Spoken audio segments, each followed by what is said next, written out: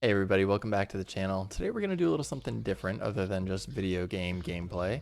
We're going to do a reaction video about a guy who decided to fly his airplane with a friend, VFR airplane, rated on VFR only, fly his airplane into an IMC situation.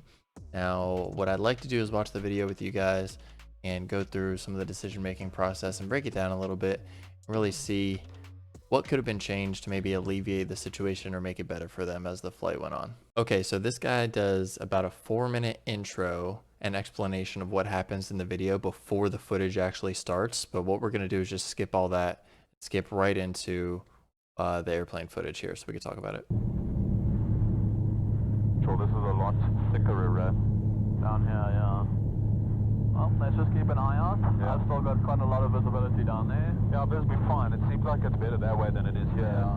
Okay, so right off the bat, just seeing this, my initial reaction is they're, what, 1,000, maybe 1,500 feet off the ground. Maybe a little higher, 2,500 max, right? Because they're in a small airplane. And the fisheye on the camera kind of makes things seem further away than it actually is. You can see the ground, so the visibility is okay for now. It looks like they have a couple miles out there towards the horizon in the distance. But as you can very clearly see, the cloud layer is very low. The base of the clouds is very low, and it's very thick. You don't see any blue sky at all. So you can see there it's thinning out, so you can see the Not sun coming through. what you want to see for VFR conditions. I should say for a VFR rated aircraft, right? VFR rated pilot. Not so bad, yeah. Yeah. I think let's stay following the road this way. Yeah. I've got that fairly big mountain right there, so I'm assuming it is. You see there, it's open. Yeah. I see that like the tower stuff there, you know what I mean? Like, I think that's what all those little things are. Yeah. So maybe, I don't know, if you see that big ridge over here, right? Yeah. Is it that? Do you think that's the limit over there? Must be. But maybe what we can cut in between it. Yeah, because there's the second ridge. Yep. Okay, so there's the sun. So that means if we can get a bit of a backlight, we'll get better contrast. Yeah, exactly. Okay, so what they're trying to do here is just identify some features of the land. I don't know if they have any kind of moving map up. In the comments down below on the video, they said that they have an EFIS, an enhanced flight instrumentation system, which could potentially look very different in different aircraft, right? They had some sort of attitude indicator. The guy explained in the comments below the actual video, but he's not rated to fly under IFR rules. So slowly but surely start reading them. See a higher ground there. Yeah. Slight little higher what they're effectively doing is trying. I don't know, it must be radio mast. They're trying to fly VFR visually. You see their eyes outside. The only thing that makes me uncomfortable is how low it is. Then it's like a really squeeze on through there. But they can't see anything really. Take a wide berth. Also, there's mountain range there, so yeah. I think if you just keep a wide berth, let's just keep on this road here. Yeah. Yeah, I think let's just put this all away and just focus. This is not good, though. Yeah, this is not good. Okay, I have, what is it? 10 years, over 10 years of flying experience now since I got qualified. Whenever, in my experience, whenever somebody says this is not good in the cockpit, you should stop what you're doing, talk about the situation and how you can better that not good situation from that point on. You never want to continue down that path. If somebody says this doesn't feel right, this doesn't look right, this doesn't smell right or sound right, I'm immediately stopping what we're doing as a crew. We're going to talk about it. We're going to figure out how we can alleviate that situation and move on to a better scenario.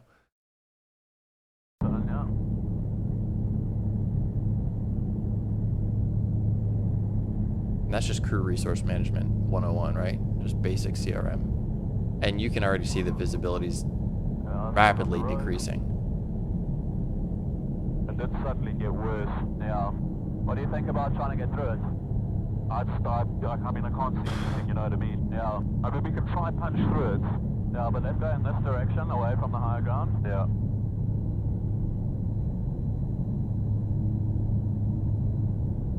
1-way IFR. So that was the decision point right there, and that was the conversation that they decided to have, right? So let's hear that again. I want to hear that again. I still got the road. I still got the road. It did suddenly get worse. Yeah. Definitely What do did. you think about trying to get through it? I mean, I can't see anything, you know what I mean? Yeah. What do you think about trying to get through it? I can't see anything, you know what I mean? Yeah. This example scenario of making a bad situation worse by continuing it by one's own choice can be applied to many different situations, right? This is just one example. Yeah, I'm sure you all know if you stub your toe, you never want to keep stubbing that same toe over and over, right? So it did get worse. What do you think about trying to go through it, even though we can't see anything? Yeah, let's try it. Now, again, in the intro, he did say that this was not the right thing to do. They put the video out so that other people wouldn't make the same mistake, because it is a very, very dangerous and very scary situation. Number one, you're breaking rules. Number two, you don't have immediate reference to the horizon that you are comfortable, familiar with, and legal to be utilizing. So it's a very bad scenario, and he made that clear. And again, he published it so people could learn from it. We can try and punch through it. Yeah, but let's go in this direction, away from the higher ground. Yeah. So they're going to try and punch through it. That's the decision this crew made. Okay, well, we're IFR. They definitely are. Instrument flight rules now. And now you see eyes starting to come more inside rather than outside. That's because there's nothing to see outside. And this shot is very scary. And the music builds, right, appropriately. Now the passengers... Yeah, synthetic vision on that Garmin. Yeah. Okay, do you have synthetic vision on the Garmin? He says yes. But you can see the passenger and the pilot are also, or are both, starting to get a little worried at this point. You can really see it in their eyes. And, Are we coming through it? and you feel it when you're in uncomfortable situations up in the air. It gets very scary very fast. So let me credit this guy real quick. I don't know his experience at all. I don't know this guy at all. But what he does do well here is bring his eyes inside. Like I said before, there's nothing to see out there. You could look outside all you want. If you're in a thick layer of clouds like this, it's not going to help you. It really makes it worse, unfortunately. You can get spatially disoriented very, very fast. You don't know which way is up. Now, hopefully they're not doing a bunch of turns, because turning adds to spatial D. But you can see he brings his eyes inside and tries to acquire and just maintain the horizon off his Garmin, which is great. So props to him. And it looks like they are climbing. Let me know when you can see outside. Or turning, right? Again, I don't know.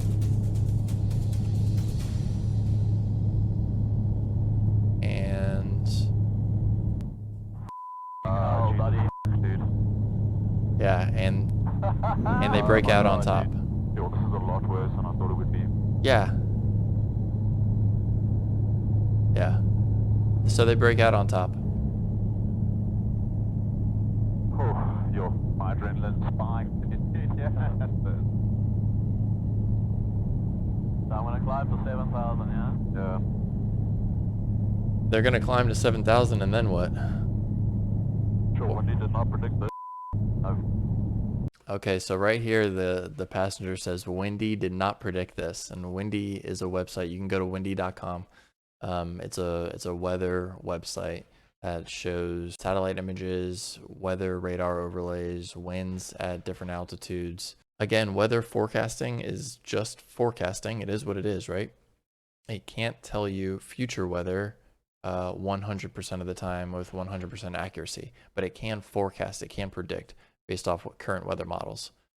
Windy did not predict this. That's what he said. And yeah, I've used Windy a lot for actual missions overseas, and I have used it in conjunction with the weather products that I was given with my organization. I think it's a great tool. But if you know already looking outside it's not the best day, I wouldn't say with 100% certainty, I'm going to put all my trust in what Wendy said and we'll try and punch through it because hopefully Wendy was right, right? So you never want to put your trust in something that's just a forecast. It's not guaranteed to be 100% accurate. There's an important lesson learned. Exactly. Yeah. Okay. Important lesson learned, he We're said. safe. We are safe. Although that was a thicker layer than expected, much thicker than we expected. You can imagine that scared. Okay, so he goes on to talk about how scared he was and rightfully so, right? So to wrap it up here, let's talk about the decision making again. To just put one more cherry on top, right? What I really want to emphasize to you guys is in aviation, as with anything else that has some level of danger to it, right? Where you really want to do things with the utmost safety mindset. In aviation, me personally, I've always chosen, especially since the planes I've been flying have been falling apart more and more, I've always chosen the most conservative choice as the years have gone by in my career. The most conservative choice should always get you back on the ground safely at a bare minimum. And sometimes that's all we're looking to do. In this scenario, if he still wanted to take off that day, fine, right? He had his weather products and they had a goal in mind. If he wanted to take off and try it, sure, that's fine, right? That's his prerogative. VFR aircraft and VMC conditions, I would have done the same thing. Let's go. It's a beautiful day. Let's fly. VFR aircraft and IMC conditions, I'm just not risking that. But that's my personal choice. I wouldn't have pressed. No big deal though. They press forward, they try, they get up there, and they see that the visibility is okay. But as soon as it starts deteriorating, that's decision point number 2, right? And at that point, they would never have gotten to the very scary, uncomfortable situation of not being able to see the ground if they would have just said, it's getting worse, let's go back. A lot of things can be learned from this video: how much to trust weather products, how to utilize good CRM, scoring your operational risk management, your ORM, when it comes to taking account of all the risks that you're facing on that flight before you ever take off the ground, right? One thing I did like that they did really well was that they stayed calm when the pressure started building and the emotions, adrenaline started kicking. They focused on what mattered most, and that was the only reference to the horizon that they had on that Garmin attitude indicator. So props to them again. Props to this guy for releasing the video. And I hope everybody watching his video as well as this video learned something and can take something away from it into the future. If you want to see more reaction videos like this, please let me know in the comments below. If you enjoyed my reaction video to his very scary VFR into IMC flight, then be sure to hit the like button. And if you're not subscribed to the channel, that helps me out a ton. Please feel free to subscribe and turn on bell notifications. Thank you guys so much. I'll see you in the next one.